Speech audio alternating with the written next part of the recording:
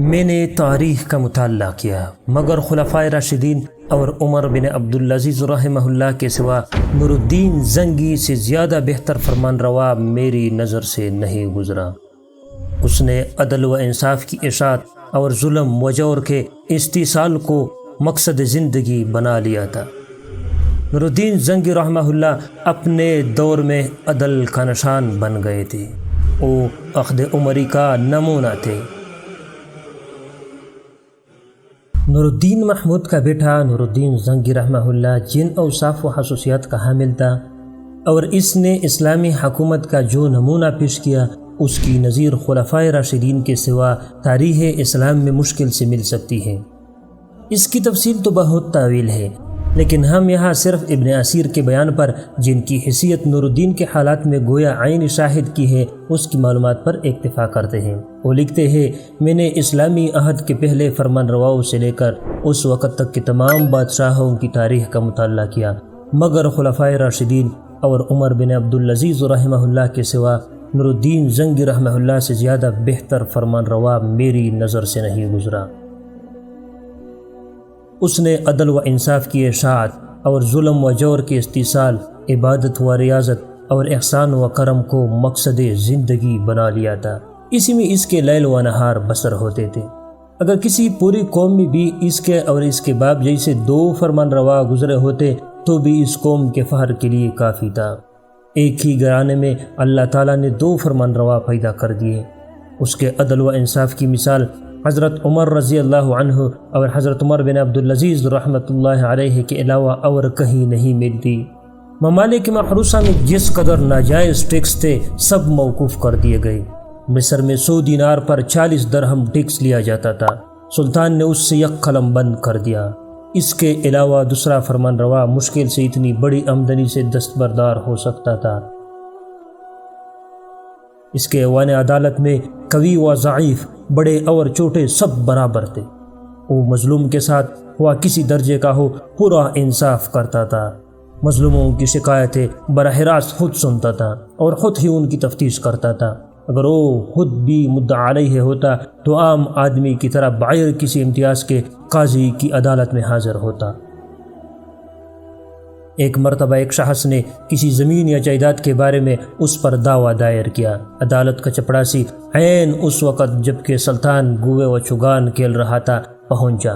سلطان فوراً اس کے ہمراہ قاضی کی عدالت میں حاضر ہو گیا اور قاضی سے کہا کہ اس وقت میں مدعا علیہ کی حیثیت سے آیا ہوں، اس لیے میرے ساتھ وہی برتاؤ کیجیے جو عام مدعا علیہ کے ساتھ کیا جاتا ہے۔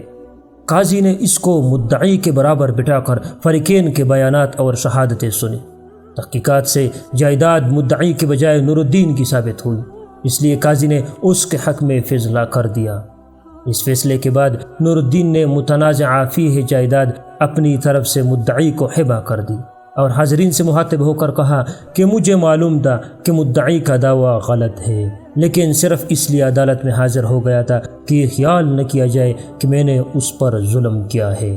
اب جب کہ عدالت سے میرا حق ثابت ہو گیا تو میں نے مدعی کو ہبہ کر دیا۔ نور الدین کے قیام دمشق کے زمانے میں اس کے بہت سے امراء وہاں آباد ہو گئے تھے اور انہوں نے املاک و جائیدادیں حاصل کر لی تھی اور اپنے پڑوسی زمینداروں اور مالکان زمین پر بڑی زیادتیاں کرتے تھے۔ قاضی کمال الدین کی عدالت میں استغاثوں اور دعووں کی تعداد بہت بڑھ گئی۔ قاضی صاحب امراء کی تو کوئی رعایت نہ کرتے اور ان کے مقابلے میں بے لاگ انصاف کرتے تھے، لیکن امیر الامراء اسد الدین شرکو کے جاہ و اقتدار کی وجہ سے اس کے خلاف کارروائی میں انہیں دقت پیش آتی تھی۔ انہوں نے نور الدین کو ادھر توجہ دلائی۔ اس نے امراء کے مقدموں کی سماعت کے لیے دار العدل کے نام سے ایک خاص عدالت قائم کی اور اس میں خود بیٹھنا شروع کیا۔ اسد الدین کو معلوم ہو گیا کہ یہ اہتمام صرف اس کی وجہ سے کیا گیا ہے۔ اس نے اپنے تمام ماتحت امراء کو بلا کر ان سے کہا کہ میرے علاوہ قاضی کمال الدین کو اور کسی امیر سے مزاحمت کا خطرہ نہیں ہے اور یہ عدالت صرف میری وجہ سے قائم ہوئی ہے۔ اگر تم میں سے کسی کے باعث مجھے عدالت میں حاضر ہونا پڑا تو اس کو سولی پر چڑھا دوں گا۔ جن جن لوگوں کے ساتھ تمہارے تنازعات ہو ابھی جا کر ان کا فیصلہ کر لو اور جس قیمت پر بھی ہو سکے مدعیوں کو رضامند کر لو، اس میں میری کل املاک میرے ہاتھ سے نکل جائے۔ عمراء نے کہا اگر ان لوگوں کو اس کی خبر ہو جائے گی تو مطالبہ میں بڑی زیادتی کریں گے۔ اسد الدین نے کہا کچھ بھی ہو، میری کل املاک کا میرے ہاتھوں سے نکل جانا میرے لیے اس سے زیادہ آسان ہے کہ نور الدین مجھ کو ظالم سمجھے اور زمرہ عوام میں شامل کرے۔ اس حکم پر تمام امراء کو اپنے اپنے فریقوں کو رضامند کرنا پڑا اور دارالعدل میں ان کے خلاف ایک مقدمہ بھی پیش نہ ہو سکا۔ 2-3 دن عدالت میں بیٹھنے کے بعد نور الدین نے قاضی کمال الدین سے کہا کہ اسد الدین کے خلاف کوئی مدعی نظر نہیں آتا۔ اس وقت کمال الدین نے پورا واقعہ بیان کیا۔ یہ سن کر نور الدین سجدہ شکر بجا لایا اور کہا کہ اللہ کا شکر ہے کہ میرے ساتھی خود انصاف کر لیتے ہیں اور اس کے لیے ان کو میرے پاس آنے کی ضرورت نہیں رہی۔ اس سلسلے میں ایک سبق آموز واقعہ ابن اسیر نے لکھا ہے کہ نور الدین کے زمانے میں اس کے عدل و انصاف اور ملک کے امن و امان کی وجہ سے دوسرے مقامات کے بہت سے آدمی آ کر اس کی حکومت میں آباد ہو گئے۔ نور الدین کی وفات کے بعد صلاح الدین ایوبی کے کسی فوجی نے ایک شخص پر کچھ زیادتی کی۔ مظلوم نے صلاح الدین ایوبی سے فریاد کی لیکن اس نے کوئی سنوائی نہ کی۔ وہ مایوس ہو کر روتا پیٹتا ہوا نور الدین کے مزار پر پہنچا اور یہ کہتا جاتا تھا کہ نور الدین آج تمہارا عدل و انصاف کہاں ہے؟ جس ظلم کا ہم لوگ شکار ہے، اگر تم اس کو دیکھ سکتے تو تم کو ہماری حالت پر رحم آ جاتا۔ صلاح الدین کے فوجی امراء کی زیادتیوں کی شکایت عام طور سے تھی، اس لیے ایک اموا اس شخص کے ساتھ ہو گیا تھا۔ اتفاق سے صلاح الدین اس وقت دمشق میں موجود تھا۔ اس سے خبر ہوئی تو فوراً اس شخص کو بلا کر اس کی شکایت رفع کی اور روپیہ دے کر اس کی دلجوئی کی۔ اس پر وہ اور زیادہ رویا۔ صلاح الدین نے پوچھا اب کیوں روتے ہو؟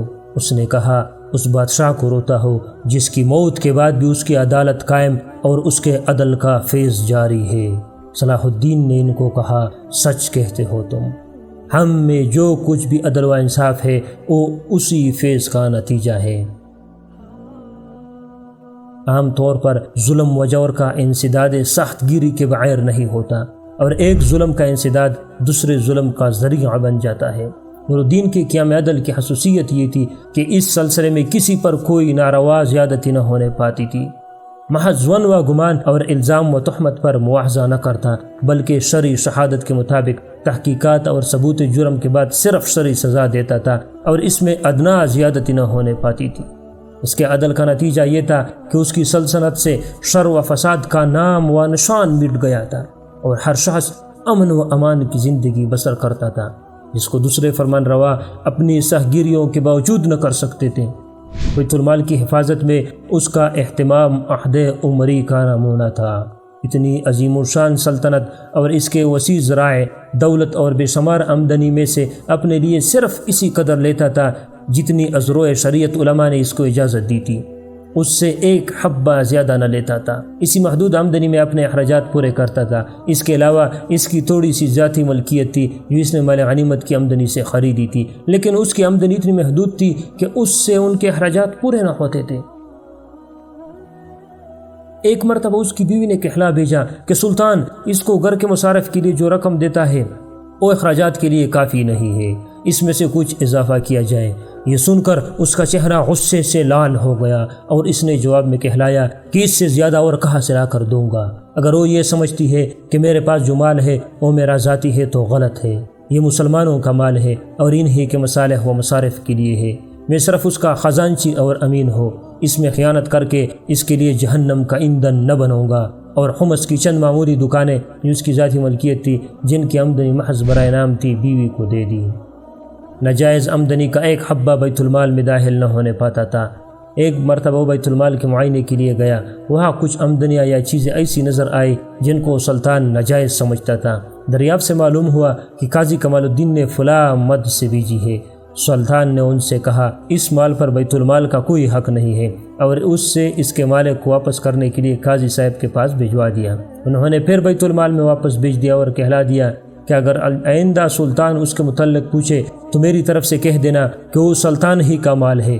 اتفاق سے تھوڑے دنوں بعد پھر سلطان بیت المال میں گیا اور پھر اس پر نظر پڑی۔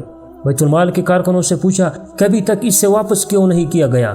انہوں نے قاضی کمال الدین کا جواب بیان کر دیا۔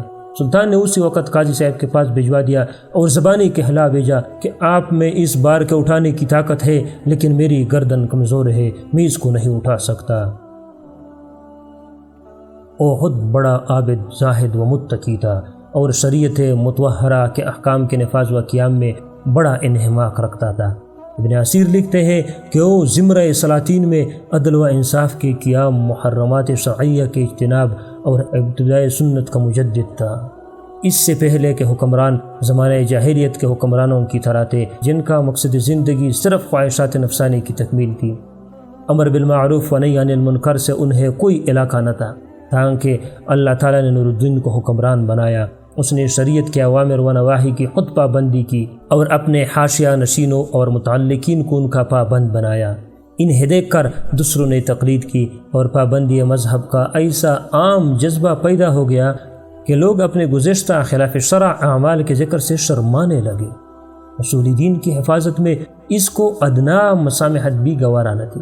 اس کے سامنے کوئی شخص دین کے صحیح عقائد کے خلاف کسی مبتدعانہ خیال پر لب کشائی کی جرات نہ کر سکتا تھا، اور ایسا کرنے والوں کی پوری تنبیہ کرتا تھا۔ وہ کہا کرتا تھا کہ اگر چوروں اور لٹیروں سے راستوں کی حفاظت ہمارا فرض ہے تو کیا دین کی حفاظت جو اصل اساس و بنیاد ہے ہم پر ضروری نہیں ہے کیا؟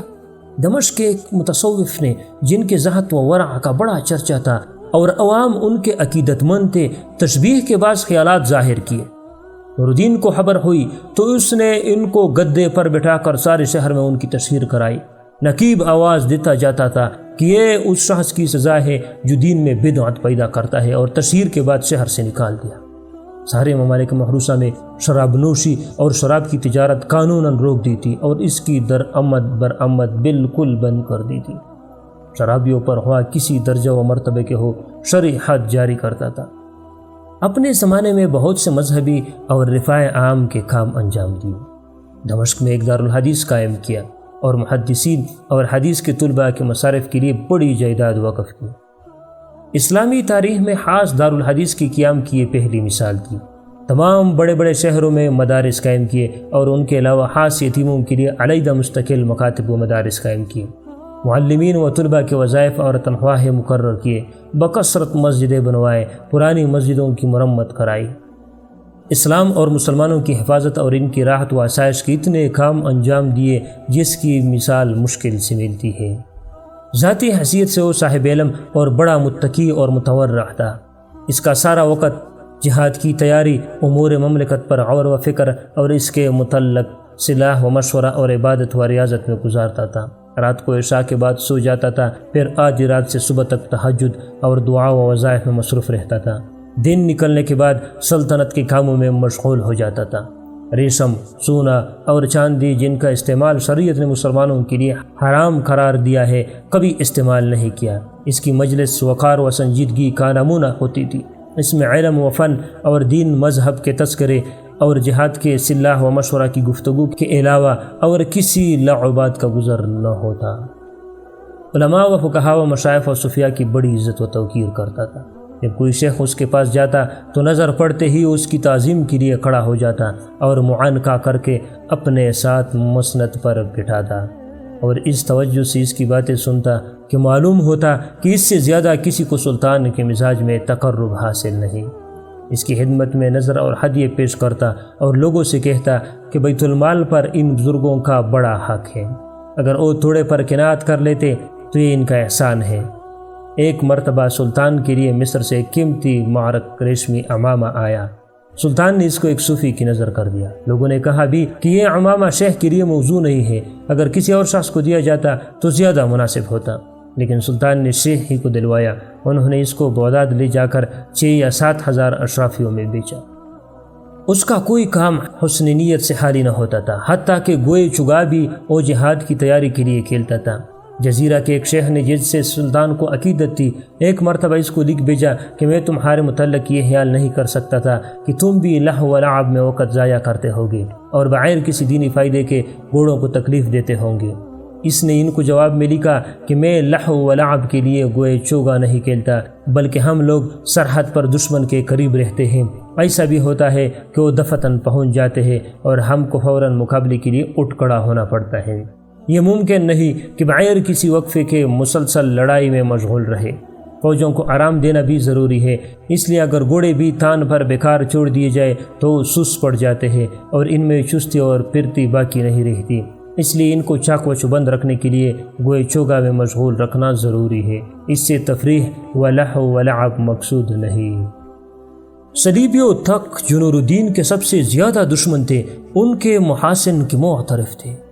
ولیم سوری کا بیان ہے، گو ہم میں اور نور الدین میں قوم و مذہب کا اختلاف تھا، مگر نور الدین ایک عادل بادشاہ تھا، دانشمند اور پکا دیندار تھا۔ وہ عیسائیوں پر بہت سخت تھا، مگر عدل او صفت تھی جس کی قدر و قیمت اس کے دل میں اللہ تعالیٰ کے بعد تھی۔ جہاں کہیں او ہوتا، خاموشی اور سکوت طاری رہتا۔ مجھے دیجیے اجازت، اگلی ویڈیو میں پھر ملتے ہیں۔